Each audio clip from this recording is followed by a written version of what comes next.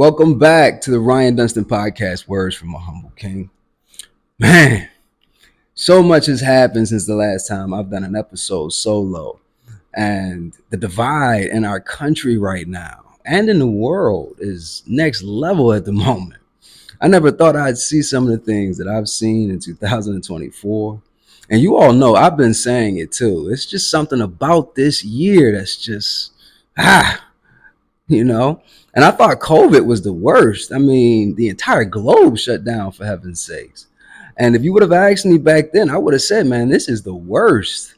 But boy, was I wrong. The disagreements, the discontentment, the strife, disputes, it's all boiling over right now. And I'll speak on it further in a moment, but the unwillingness to understand is at an all-time high. Folks are really feeling like their way of life is being threatened. And I mean, we can't seem to agree on anything right now. Or shall I say, we've lost sight of the art of disagreement.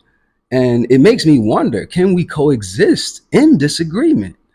Now, theoretically, we should be able to, but are we willing? And if we are, I do believe that there is an art to disagreeing. Now, before we get into the art of disagreement, let me do my best here to kind of paint a picture on how bad things really are right now. You know, a few things surprised me this year. One being our vice president being thrusted into a presidential campaign after a bad debate from our president, and with only 3 months to develop a campaign strategy, which had no policy in it, by the way. I felt, and this is my own personal opinion, but I just felt that she kind of took the easy route and demonizing her opponent through mainstream media and news outlets. And instead of educating folks on why things were the way they were or how her efforts could kind of make things better, I just kind of felt like she came out of the gate surviving instead of thriving. And it ended up backfiring, causing more of a divide, and let's be honest, angering those who genuinely felt like their lives were miserable over the last 4 years, right? And I just felt like the campaign had a lot of demonization in it, no policy, no solution, and I didn't think that would ever work. Now, I also didn't think that I'd see a convicted felon be president of this country. I got nothing against the guy at all. I just never thought that I'd see that in this country, right? And that's not the only thing that knocked my socks off this year. Never thought I'd see grocery prices are where they are right now. And you have that going on while all these wildfires and tornadoes are sweeping through the country. A hurricane worse than Katrina, for God's sakes. Man, people are hurting and confused and are desperate right now. And you got that going on all while our government is throwing out shutdown threats. And then you have the Israel and Hamas conflict, which is a tragedy. And on that note, you have arguments in our country about conflicts over student loan forgiveness and inflation and economic policy disputes, transgender rights and gun violence, which is crazy, mass shootings, crazy. But then you also have people who are unpredictable, and other people do not want the right to protect themselves taken away. And when you think about it, that's reasonable. Not only that, you also have vaccination disputes and labor strikes and political polarization and protests. You got economic inequalities. You have racial injustices. You have police reform, abortion rights, climate control, immigration policies, border disputes, healthcare access and policy, education content and policy, social media in the age of misinformation, LGBTQ rights, drug policies, labor rights, religious freedoms versus secularism, tech regulations, and the age of artificial intelligence. You have national identity and patriotism disputes. You have international disputes, NATO, and the Indo-Pacific issues. You have the Ukrainian war. I mean, you name it, and it is a dispute. And with this many disputes, we have to learn the art of disagreement. And when I say art, I'm doing my best to emphasize the fact that disagreement is a skill with nuance rather than just conflict or confrontation.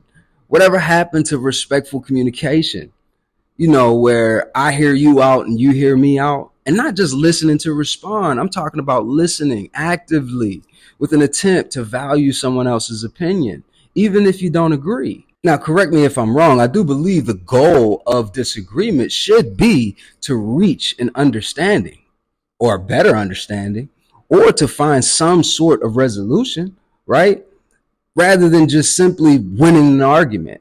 Because I'm going to tell you, I do see a lot of leaders, a lot of groups, and a lot of people just fighting to be right as opposed to fighting to resolve the problem. No one's framing their points to engage dialogue. We've lost the sight of constructive criticism, and it seems no one is operating beneath the principles of emotional intelligence. And I don't see a soul managing emotions. No one is managing emotions. Leaders, people, groups, whatever. There's no attempt in managing not just your emotions, but the emotions of someone else. And being aware of emotional responses is one of the principles that keeps discussions productive. Not only that, communicating through emotions, which means there's no clarity, only energy. And energy is transferable. Think about it. If a smile is contagious, then frowning and yelling can be contagious too. And if you can't effectively communicate or express your viewpoint, how do you expect me or someone else to understand you? The only thing the person or the group opposite of you are getting from that engagement is negative energy. No one's being clear about their reasoning or providing evidence to support their stance while being open to constructive criticism. And it's only being done through negative emotions. You can just start to see how things are piling up. And who can be open-minded to a view without the proper communication? There's no growth in these disputes. It's only anger and frustration and offense. But to solve a problem, I need to understand where you're coming from. I really don't think I'm saying anything that any reasonable adult doesn't already understand. You know this already. I think it's just being said without offense, sensitivity, fear, or any other overwhelming emotion that distorts the truth. And in essence, mastering the art of disagreement means navigating differences in a way that fosters positive outcomes and maintains relationships rather than just escalating the conflicts. We're not getting anywhere doing it that way. So without choosing a side, I'm choosing to turn to God because, man, I just believe this is a God problem. Thank you for joining the Ryan Dunstan podcast. And these are words from a humble king.